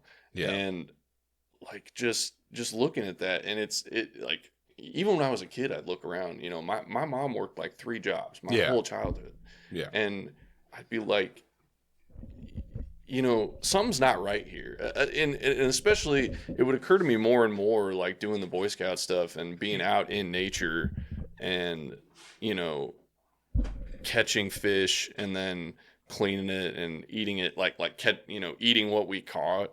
Yeah. And it just starts to occur to you more and more, like I just feel like we weren't meant to live like this. We're not. We weren't designed. Well, think about it, corporations set it up to be like this. I mean, we're Yeah. kind of reliant on. Oh, for sure. We have to work to live, and it's also, it's our fault too. A majority of the society is lazy. And I'll be the first one to raise my hand and say I don't even know if I could, truly live off the grid and like, oh yeah, garden every day, hunt for you, like truly, you know what I mean? I mean, I think at some point, it's just, the convenience of what we have now is nice, but I do get what you say, because I think the same thing, man, and I'm in that limbo right now, between jobs and really not wanting to go back to not even the 9 to 5 anymore. It's like freaking 5 to like 4 or 5, 12-hour, 10-hour shifts. A lot of these jobs are making you do, for sure. Kind of have to survive off of overtime now with such the increase of cost of living. And, I get what you're saying, because like you're working, especially 20s, 30s, 40s, your prime years away. I mean, just at work, and and I'm not sitting here downing everybody who does it, because I do it as well, but it's like I'm just putting it out there to, it isn't right. It's not natural. No, It's and weird. And I'm it wondering just if there's some type of accommodation we could like have a little bit of both. You know what I yeah, mean? and that's the thing is like I remember like back when I was like really starting to get into the boat stuff and like kept having these sort of thoughts that like I mean because that was part of the reason that I like the engineering thing just started seeming less and less appealing Hmm. was like there's not it's not that it's not possible but it's pretty hard to have an engineering job with any sort of like non-traditional schedule. Right. And so like and I would just meet all these people in college and like I would ask so many people like why did you pick this or like why are you doing this, and the amount of people that would say something to me to the effect of like oh I chose this because like it's a steady job and it pays good, Yeah. and not that that's a wrong reason to choose things but it's just like why is the world fashioned in such a way that that is the driving decision, you know what I mean, is like you are choosing something out not out of want but out of needs for survival, you Yeah. know, and it's like I don't know, it just Josh, frustrates Josh, I me. ask myself the same question every day, man. Yeah, I sometimes think I'm crazy, but I know there's a lot of other people that feel like it. It's yeah, just some people dwell in it more than others. Some people are just like, well, this is the way it is. I got to do what I got to do, and then some people like, not saying we dwell in it a ton, but more people think about it more of like oh yeah, asking why, why, and I mean, the sad part is that, I don't think it'll ever change, but yeah, I don't know either. but you could also change yourself. Like you said, like you can work towards your goal of increasing your, doing your business. And what's cool about you is you don't really necessarily need to be in the city. Whoever's Yeah, paying no, for I your boats will come to you to pick up their yeah, or ship that's the thing is like pretty much none of my clientele is local. It's like I meet people at the boat shows I go to, and like for me, like at first when I was first getting into it, like it was kind of intimidating because I knew it ahead of time. I was like, okay, it's not like it'd be cool if I sold boats to somebody in Kansas City, but like if I do that, it's I mean it's kind of going to be a fluke, you know, Mhm. like oh somebody happened to live here who had enough money and the desire to get one, Right. but in some way like it became freeing knowing okay none of your clientele is local, so like the pressure to try and go to a bunch of local event because I know some other people that make cool stuff in town and like they're at every first Fridays, they're going to all of the art fairs and like that I don't know that kind of stuff becomes stressful to me, and Mhm. knowing like they're on deadlines for trying to get into some of these different events and stuff, and for Mhm. me it's I know okay the thing I make costs a lot of money, and so I don't need to make very many of them to get by, and just knowing okay if I go to these couple of events a year where I know everybody at the show is like really invested in this specific thing, like it's taking a lot of pressure off me, and also like I don't have to work any regular hours. Yeah. I mean, there's certainly days where I don't do anything. Yeah. I get up and I didn't get enough sleep, or like I don't feel very good, and like I just take a breather and Yeah. just say, this is why I chose this life was to be able to cater to how my body was feeling and Yeah. do the things that I want to do. Dude, I think that's smart, man, because Yeah. in this culture of grind culture, like the grind, if you're not putting in 70 hours a week, you're not doing shit. It's like, okay, that works for you. But, Yeah. I also believe too, it's like, if you can set up, to where you can have enough income to buy your life back, Mhm. that to me is just as rich as the man who makes $1 million a year or whatever. You know Yeah, what I for mean? Like, sure. and don't get me wrong, we all wish we had it, but some of us look at life differently and value different things. Some Mhm. people value materials, some people value time, or memories or whatever, whatever it is. And yeah, it's just it's different, but neither or are wrong. It just depends on what you Yeah. want.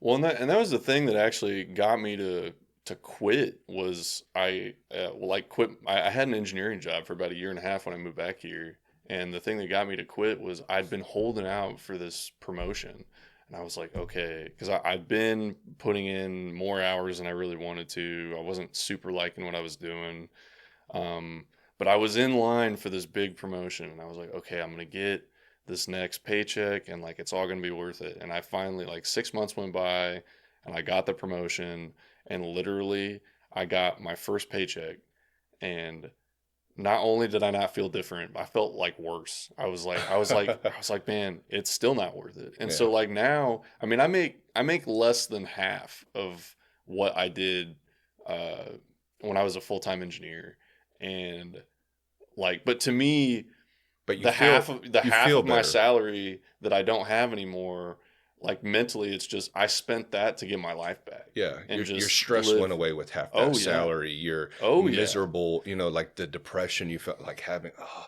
I got to go sit in a cubicle and talk to people I really do not care for and No, have to sit in absolutely. these meetings that it's just a bunch of bullshit, and half the time it's a waste of money, and Yeah, it's just, oh yeah, man, I completely get what you're saying, and yeah. that's what's cool though, man, that you found something you love, you know what I mean? And that really has made you rich in life in a way that you want. Yeah, That, absolutely. yeah, that's neat, man. And you said right now you're working on one currently, right? Hmm.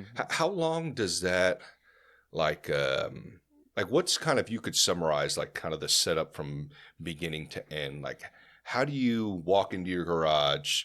I mean, I'm sure you got all your materials. Like, what do you start doing? Like, you kind of start setting up your what's it called? Not your jigs, but um, like your forms and stuff like Yeah, that. yeah. So like step one is me just trying to, I mean, a lot of times I'll literally draw a picture, and like I'll get out like an iPad or something and start kind of drawing Oh, like okay. this is what I want the boat to look like, and just kind of get like a picture in my mind of what I want the finished product to be. Uh-huh. And then like I'll peruse through, like I've got like a book of different designs of like the shape of the hull of the boat, and I'll look through the designs, and like a lot of the designs will have like paragraphs on kind of the characteristics of like, okay, this boat's a little tippy, this one like takes curves really well, this one goes really fast, like that kind of stuff. Hmm. And I'll pick out a design that I think kind of goes with what I want the overall look of the boat to be, and then yeah, you take that design, and then like I'll go get a bunch of sheets of plywood and then just start plotting out the curves of the different forms of the boat, and then you just start cutting them out and away you go. Yeah. But I bet a lot goes into that, like, especially your engineering background probably helps you out a lot. oh, Actually, for sure. yeah, I'm No, guessing it's like math wise, that's why I like don't knowing everything's symmetrical, and mhm. I'm sure there's a balance, to it. I'm sure if, one side, is off, the other side, and it's not going to, Oh yeah, it won't track if it's yeah, not symmetrical for yeah. sure. I in no way regret going to engineering school, because even though I don't really want to be an engineer and that's not my thing, it has afforded me like the confidence to be able to make design modifications on the boats, like, and know, okay, this is still going to be Hmm. structurally sound. This isn't going to, like, this modification to the aesthetics of the boat isn't going to affect the performance or like that kind of stuff, because Is there there's software out there that kind of helps you out with that a lot easier? there is I don't really use anything like that, just because they're really expensive. Okay. But yeah, no, for sure. I mean, there's people who's like the job title is like naval architect, and there's certainly people that like that's all they do is like simulation stuff for like how does it move through the water, how Mm, weight distribution, like what does that need to look like, and that kind of stuff. that's pretty neat. But for most everything I do, like most of the design modifications I make are like pretty subtle, so it's like I'm not having to do any sort of crazy calculations to make sure it's going to be okay. Yeah. um, Have you ever thought of like going down to like a First Friday type deal and, kind of promoting your business a little more, I've thought about it. Maybe not setting yourself on deadlines, you know what I Yeah, mean? yeah. Like kind of how, like, we use an example like Jesse James, the bike builder. You may wait 5 years for one of his bikes. You know Hmm. what I mean? Like I mean, even I think he just got done with one of Dana White's bike. Took him like 3 years or something like that Yeah. because he doesn't put a timeline on himself. And I think what you're doing is key. I think you get a better product if it's Hmm. not rushed. You know No, what I you mean? for sure do. Yeah. For sure. Especially on like So the whole finishing process of boats, where it's like the boat is built and all I'm doing is putting on like varnish. Yeah. Everybody out there who's doing varnish job professionally knows, like, the perfect varnish job is equal parts skill and luck, because you'll sit there and you'll perfectly prepare the environment, you'll clean everything, you'll vacuum every surface, you'll do everything you know to do, and sometimes you'll put on a coat and like it just doesn't turn out the way you wanted. Right. But like on the other side of that, I don't ever really know when my final coat of varnish is going to be the final one, because I'll know it'll be one of the next three. Because what will happen is sometimes you'll tell yourself, I'm going to put 10 coats of varnish on this boat. And that, that's kind of a standard number, somewhere between 7 and 10 on fresh wood. But I know when I'm getting down to those last couple, sometimes you'll do one and you'll look at it, you'll take a step back and you'll say, okay, it's not going to get better than that. Like, that was the one. Mm-hmm. But a lot of times it's kind of an accident. And that was something I learned early on, is like the guys who taught me told me, treat every single one like it's your last one, because you don't know when you're going to get that perfect finish. Right. Because a lot of time, I mean, I can't even tell you how many times I've been told like, this is the final coat, and then we do it, and then the next day you come back and look at it and you've got a little dust here, you've got a little drip here, and it's, I'm telling you, it's equal parts skill and luck. Yeah. But maybe if you went down there and kind of promoted your business, but you could also make that, when you're selling, it's not like you got to come out and be like, hey, don't put me on a deadline. You know what I mean? But just be like, hey, I make my boats on my time. I want to perfect them so that way the product, it has my name behind it, is up to par of what it should be, and to get to acquire that, I have to have, my time, so you may wait a year, for it, and I'm sure people would understand that. I mean, it's just like art, they do for sure. Cause like, even when people ask me like at shows and stuff, like, cause that's always question number one, is like, oh, like, when could I get it? Yeah. And I don't ever give them any definite answers. It's like, in general, I would say, like, if I'm actually working on it full time, which I would be if somebody commissioned one, like, it's 4 to 6 months. You give them a range. Yeah, I give them a range, but like, even that's not like a hard deadline. It's just, I want them to understand, like, if it goes over, you'll be in communication with them. Yeah, like, hey, we're dealing with this right now. It's going to be another 2 weeks. Yeah. Yeah. And like, I don't incur it that often, but like, I mean, supply chain issues for certain things are definitely a problem. Especially, oh, really? Yeah, because for the wooden boat industry, like, there'll be certain things, especially when you're trying to match a specific look from a specific period in like wooden boat history. There's certain products that will either be back ordered, or there's like a couple of things that I use that are literally only made by a single manufacturer. Oh. And so something I've dealt with, like, this is just a specific example. The trim I use in all my boats, there's a stainless steel trim that really, really closely matches what was on all the old Chris Craft boats. Mm-hmm. There's only one manufacturer in the United States that makes it. They're based out of Florida. And because I need the pieces in continuous 20-foot lengths, they have to freight them to me, like in a semi-truck. And it gets costly. It's very expensive. But on top of it, a lot of the distributors for this product they're just unwilling to do it. Because they tell me they don't make any money on it. They're like, because it's not a large enough order. Yeah, right. Because it's all order enough trim for 1, maybe 2 boats at a time. I'm not gonna, because the trim itself is very expensive, and I'm not gonna order. If I ordered 10 boats worth of trim, I mean, it might take me 5-6 years to eat up all that inventory. Right. And like, I'm a small time business. Like, I can't just be sitting on all that financially.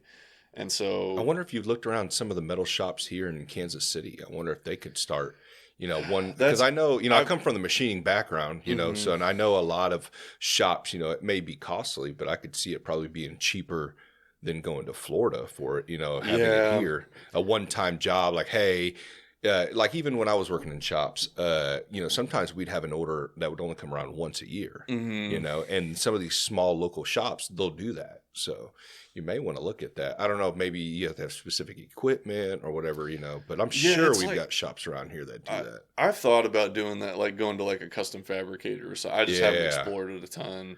Yeah, I would. But That might help you out. You know what I mean? Have you set up an account with them or something? Just hmm say, hey, I maybe order 2 times a year. You know what I mean? They might be yeah, cool with it, you know? So, yeah, that's pretty neat, man. That's cool. So, how far along are you on the one you're working on now? I'm maybe a little more than half done. Most of the woodworking part of it is done. Hmm. Um, and most everything I have to do now is like stain and fiberglass and varnish and Is that the stuff. most recent one you have on your Instagram that you were? Yeah, Okay. and my Instagram's actually a couple months behind because Hmm. it takes me a while to like edit the videos and Right. stuff. But Right. yeah, the one that you see on Instagram now is the one that I'm currently working Oh, dude, on. people always ask me, like, man, and no one's ever been like rude about it, but they're like, oh, how long does it take to come out? Because they assume the next day. Yeah. It's like, no, I'm not set up quite like that Yeah, yet. You yeah, know what I mean? I don't yeah. have a Jamie over here being able to edit it for me. You know what I Yeah. mean? And switch Yeah. cameras and be able to edit all in one day, and so I can drop it tomorrow. It takes me. I mean, if I was to do it all in one day, it would take me a solid day, to actually edit everything. And I don't, Yeah. because I have hobbies and family and job, and Yeah. it's like, so I break it up into chunks of like 2 hours, so, take me about, a week or, 5, 6 Oh, for days, sure. and depending on what's going on in my life, so hmm it may take a week and a half, And that's but I've been meaning to get better about it, but because recently, like what I've been doing is I basically dedicate like one day every couple of weeks, and then mhm. I'll like crank out a bunch of videos. Well, they got a Like, bunch of like AI software that's been helping out a lot that I've been looking into. My buddy Mitch, he was on the podcast. He's been recommending me, get into that mhm. stuff. But I got to, sometimes, like I'm sure you feel the same way. It's like we procrastinate sometimes. Oh And yeah, it's like, yeah, I'm going to get to it. And then like you just haven't got around to, yeah, pulling. Or sometimes like I'll get weird and I got to get out of my head sometimes because I'll just go down a like day of like looking at so many different things that could help benefit the show, and it's like, okay, Gabriel, what'd you accomplish? Like yeah. No, you looked at 20 of them. Which one do you, yeah. I don't know You which one. gotta pick one Yeah, and go with it. you gotta pull the trigger and pick one. It's just, Oh, it can be hard sometimes, especially I'm sure because your job is very detail oriented. It's like you get OCD about stuff. If it's not perfect. the number one thing that stands in my way, and I know it's so hard to push past is perfectionism. Yeah. And so like my girlfriend's a dentist, and so she's got that really fine eye for small detail. Hmm. And like all the time I have to have her come look at stuff because, you being the maker, I can see every flaw in every Hmm. single thing I do because I made it. Yeah. And I'll have to get her to come down and look at it and be like, and Can I won't even oh, tell her what's wrong. can you see I'll this? just be Yeah. like, what's wrong with this? And she'll just Yeah. be like, "What are you talking about?" And I'll be like, "Okay, good," because I know if she can't see it, Nobody else can nobody see else it. is gonna Yeah. see it. But And then no, come to she'll. find out she's been lying to you the whole time. Yeah, yeah, Just to get your ass out of the garage. yeah. No, but no, that's the biggest thing that hurts me in terms of like financial production is like I'll catch myself spending entirely too much time on certain aspects of the boat building process where it's like if I was working for not me, I would be fired for taking Yeah. this like much time on this one specific thing. And it's I've had the same issue, man. I yeah, get it. you trying to tell yourself like it's a fine line, but like done is better than like Sitting in the done and garage. not perfect Yeah. is better than not done, which Right. is like it's hard to convince yourself of that, but it's super true. It's like sometimes you just got to put your stamp on it and say, okay, I'm done, it's Mhm. finished, like this is what it's going to be. I get it. That's kind of how I started the podcast. It's like I just had to throw it out. Some of my first episodes aren't great, but Mm-hmm. it was like I threw it out and it got the ball rolling. Mm-hmm. It's like, okay, now we're going. Now the wheel's turning. When you were all recording and then not dropping it and saving it and going, that's not good enough, and then it's like, oh well, you don't have anything out. You know what I mean? Yeah. It's the same thing like when I work on my cars, when I work on my motorcycle, or I'm painting the house right now. It's like, Gabriel, calm down. Like no one's even going to be in your bedroom, except for you and your wife, and your kids. They're not going to notice, that this shade's a little off from here. You know what I mean? It's just, Oh yeah. and as I get older, I try to chill out a lot more, from when before it's like, dude, that was bad, Well, yeah, and the thing is, like, that perfection that you strive for, like, it does come with time. It's like you don't have to get it on the first go or even the second go or Right. the 100th go. It's just like as long as you're making progress in your craft and like committed to always trying to get just a little bit better than the day before, like that's all you got to do. And it's for somebody who like really loves something and you care about it a lot. It's hard to convince yourself that like progress is what's important, not perfection. Right. Right. It is, man. That's so true. And just go look around at other people selling shit and just go, okay, I'm doing all right. Yeah, no, if they're selling that, I should be all right. For sure. No, I mean, that's a huge part of it is just like doing research, seeing what's out there, and like, and like at the same time, you like want to compare yourself, but then like not compare yourself too much to like, somebody who's been doing it 20 years. It's like you got to find other people that are kind of in your same wheelhouse and same skill level and say like, how do I stack up? How are we doing? But what are you doing during that whole time when you're building that boat? You listen to music, podcasts, or you just raw dogging it? Just no music at all. So no, I listen to music. There are certain things that I've learned. I force myself to do it in silence, kind of just out of safety reason, because I've worked at 3 different professional shops, and at two out of 3 of them, I knew people that were missing parts of their fingers. Oh, I bet. And like you don't want to believe it's as common as it is in woodworking, but like people do hurt themselves. The thing is, every single person I've known that has hurt themselves has admitted to me it was because I was doing something I shouldn't have been doing. Right. Like, and it's not having a respect for the tools, and so there's certain things in the build process that I do force myself to just lock in and just do it in silence, just out of safety, because I know it's like you mess yourself up one time, and like outside of boats, like I'm a musician, and like I play a lot of instruments, and like I've played piano since I was 5 years old, and it's dope. Like that's another big love of my life, and so like I can't afford to be missing part of one of my fingers. You play guitar? A little bit, but I that thing's been sitting there, man. I bought it and I was like trying to YouTube how to play the guitar, and like, oh man, dude, so much respect for people who play instruments, because so difficult, you know. No, I'm primarily a piano player and saxophone player. That's cool. But that's the thing, like that's always in the back of my mind when I'm doing woodworking, is like, okay, you can't hurt yourself. Yeah. But something I do that, come up a little bit on the mic. Yeah, sorry. Something I do that I don't know how much it helps. I convince myself it's important, is the parts of the build that are like, I'm doing the real aesthetics of it, where it's like, this is the part that is going to determine how nice this thing looks. I'll put on just like the most beautiful music I can think of. And it just like, some orchestra, instrumental type stuff. 100%. Wow. Or like some old like jazz or like that kind of stuff. Just something that kind of gets you in the mental zone. I got a playlist for that on my Spotify. Dude, people look through my shit and they're like, what is wrong with this guy? I've got so many different genres. And then some of them are combined. It'll be like a rap song turned into country song, turned into some like opera singer that'll just hop on, And like I used to try and do the audiobook thing, because I had a bunch of coworkers do that. But I struggle with listening to podcasts or audiobooks while I'm working. I will get so laser focused on the thing I'm doing, and then when I tune back into what I'm listening to, I'll realize I will have missed the past 5 minutes and have to like back it up, especially on like audiobooks where it's like really important. If you tuned out for a little bit, because then you get lost in that book. I would say though, podcasts, you don't necessarily have to be engaged the entire time.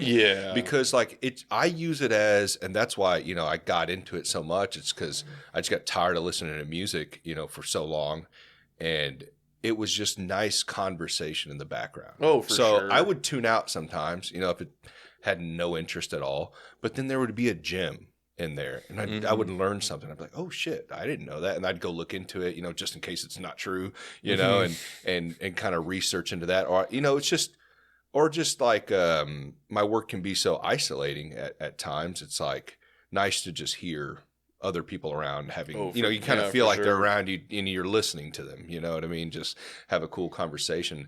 Shoot, I even hear local, and it's pretty cool when you listen to local podcasts, because it's like, oh, these people like live near me, you know, and you kind of Mm-hmm. hear how they think and how they feel about certain topics and, you know, this and that or what they do, you know, and I just think it's neat, man, you know, and if you leave it on in the background, you don't necessarily need to be engaged through the entire conversation in order to get something out of it, like you would an audiobook, you know.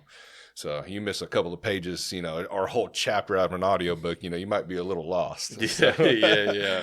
but yeah, I mean, look into like maybe bone conduction headphones. Those might help you out. You know, they sit right on your head. You know, I've heard really good things about those. I have a couple of them. I'll show you before you leave. Yeah. They're nice, man. Because you know, I worked in shops my whole life. You know, you see the older guys, they're missing thumbs and pinkies and stuff, and then also it's so loud. You know, I'd have headphones in on top of loud machines and machinery around me. It's like, okay, no wonder I'm deaf right now. And yeah, one of the best investments I made was like 3M's got a set over of the ear. Yeah, the like over the ear like safety headphones, but they've got like built-in Bluetooth headphones into them, And you can still kind of hear stuff. Yeah, That's nice. And so they were kind of expensive, but it was a huge game changer. Because I remember, like, I mean, back when I first started doing this stuff, I mean, yeah, I'd have like earbuds in, and then I would get like the big safety headphones on top of them, and then like, you can't hear shit. Yeah, no, you can't hear. You Yeah. can't hear anything. And one, the thing is, it's scary because like if somebody has to say something to me, and I'm like running a saw, like I'd have to yell at everybody. And like usually, one of the shops I worked in, we actually had a sign that was like, "Don't touch somebody while they're operating," because if you startle them, like if they don't see you, and I mean that's how people get hurt for sure. Yeah, and so you kind of go like, in front of them. Yeah, hey. Yeah, so that's what's nice about those bone conduction, because they're not so bulky.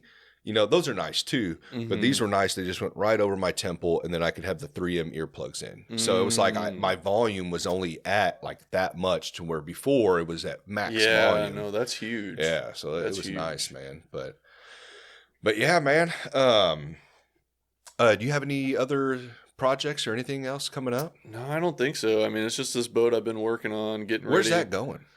This one, I don't have any particular buyer in mind. It's just I'm making it just to be able to take to the shows. Oh, okay. And then over winter, I'm gonna try and get maybe 2 more like rowboats cranked out, and then next summer I'll go to probably like 5 or 6 different shows, because almost all of them happen from about like April through September, and then over winter is honestly winter's my biggest like heavy build period. Like over summer, I think people think that I'm just, working all the time, but like part of the reason I did this was to get my life back. So like over summer, I'm taking my boat out a lot. Yeah. And like we're doing a bunch of outdoorsy things and trying to enjoy life. And so my heavy build season is definitely like over winter most of the time. That's a good time to do it too. I mean, there's not much going on. Exactly. Like once fall's over and holidays are over, January, December, January, February gets kind of nasty out, so no, that's neat, man. Well, that's pretty cool. I hope somebody picks that up, that boat you're building, so that'll be pretty neat. I am a fan of that. What is it called? A yoke? Is that what it's called? The champagne, the wine holders and everything. Yeah. Dude, that was nice. That was pretty cool. No, that actually wasn't even my idea. That was the client asked me, because he saw that particular boat at the show, and he was like, "Man, this really matches like one of the Chris Crafts I own." He's like, "We kind of want it for like doing little like picnic dates like out on the boat. Like, would you put in wine glass holders into the yoke?" And I was like, "Man, that's a really good idea." Because it's one of those things like I don't ever know what people are gonna do with it after they like what they want it for. Yeah, and so he'd asked me to do that, and I told him, "Hey, mail me one of your wine glasses, and I'll custom fit it so it sits in there perfectly way you want it to." And so he did, and then I liked it so much. I think I'm going to put him on this one I'm building right now too. Dude, it's nice, man. And then like you kind of think about, it's a great date idea too. Yeah, take your girl out, have 100%. a couple of glasses of wine, a beautiful sunset. Mm-hmm. Yeah. And who knows, man, that may open up a market for you down here. Start selling them to the to the plaza. I'm sure they have. I think they have like little boats like that. They do. They do. I don't know if they're canoes. I don't know if they're bigger than that. I don't know what you call them. They might. I think gondolas maybe Is Are like those what the ones that like they come out like Yeah, kinda high? they curve up on the ends a little more, and then they've got like a spot in the back for like the gondolier, like the guy who's like pushing you along. Yeah. But Well, shit, man. Don't tell them to start buying the boats from you. They're probably buying Yeah. those out of state. Hey, we got a Yeah, local for guy real. right here. Start buying local. So, for sure. all right, Josh. Well, hey, dude, I appreciate you sitting down with me, man. Yeah, absolutely. I Thanks hope- for having me. Really yeah, appreciate it. yeah, no problem, man.